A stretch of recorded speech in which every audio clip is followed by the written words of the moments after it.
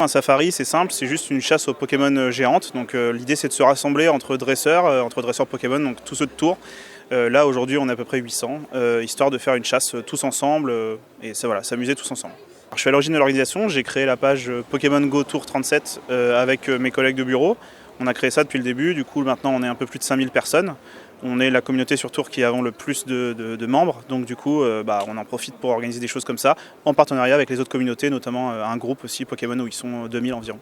Donc le jeu est assez simple, il se base sur la géolocalisation, donc du coup on se balade avec son téléphone dans la rue et on va pouvoir tomber devant pas mal de choses. On peut tomber face à un Pokémon. Il faut se déplacer, c'est à peu près aux alentours dans les 50 mètres, on clique dessus et on peut le capturer. Pour le capturer, il faut utiliser des Pokéballs. Au départ, quand on commence, on a un certain nombre de Pokéballs. Et à un moment, il va bien falloir recharger, il va falloir retrouver des Pokéballs.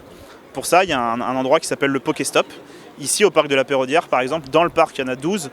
Et juste dans les alentours, il y en a encore 6 autres. Donc on est à 18 Pokéstops en tout. Quand on va dessus, on touche sur le Pokéstop, on le fait tourner et ça nous donne des objets. Ça nous donne 3-4 objets. Une Pokéball, une potion, des choses comme ça.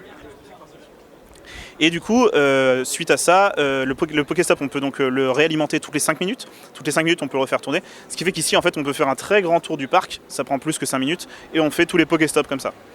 Ensuite, il y a un autre endroit qui s'appelle l'arène. L'arène, c'est une arène qui va se retrouver d'être une couleur spécifique.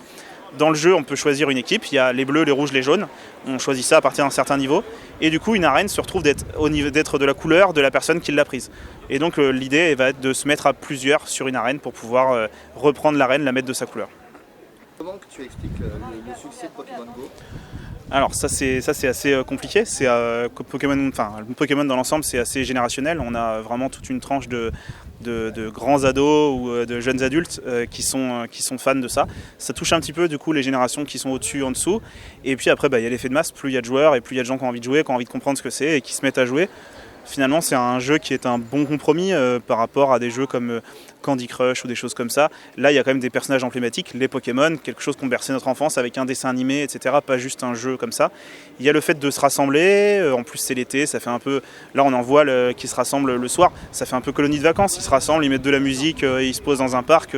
C'est génial. C'est vraiment un moyen assez sympa de se rassembler. Ah, et là, il y a un Pokémon rare qui doit arriver. Et comment t'expliques que ça fasse autant causer en revanche ? Alors autant causer, déjà parce que un peu comme tout, il y a toujours des pros et des anti, on va dire. Là, il s'avère que c'est un phénomène vraiment important et il y a des gens qui se sentent exclus de ce mouvement. Les gens qui n'aiment pas Pokémon, qui ne comprennent pas, qui n'ont pas de smartphone, pour lesquels le jeu n'est pas compatible, des choses comme ça. Et là, c'est vraiment des gens qui sont pour le coup vraiment contre et qui critiquent ouvertement. Voilà.